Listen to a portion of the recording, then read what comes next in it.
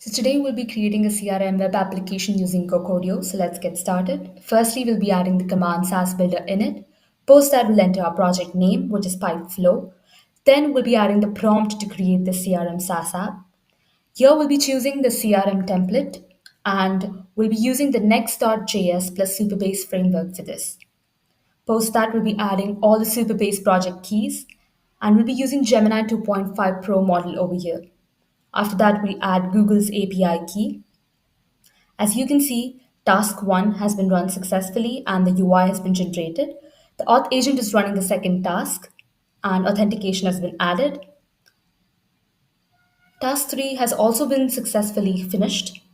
And in the task 4, there have been errors in the first few attempts, but then the debugger agent has fixed them without any manual intervention.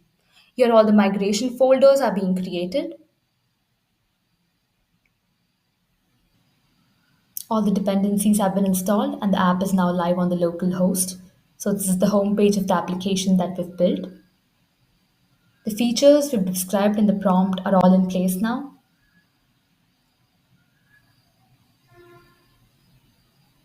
Apart from this, we have the features in the pricing page and now we'll be testing the sign-in capability.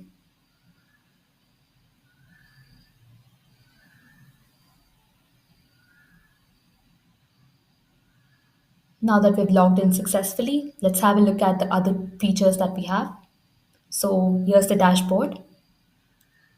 Here you can view the upcoming tasks, which is the task that have been assigned to all the employees, as well as we have additional features.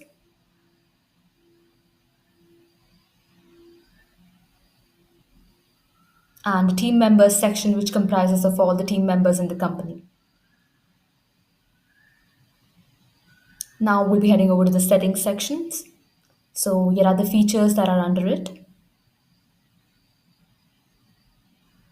Now we'll be editing our profile to change our name and I'll be changing it to GoCodeo. Let's see how that goes.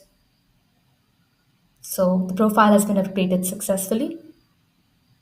And now you can toggle through the modes and you can choose the mode of your choice. Yeah, and this is the result we've built in one prompt using GoCodeo SaaS Builder.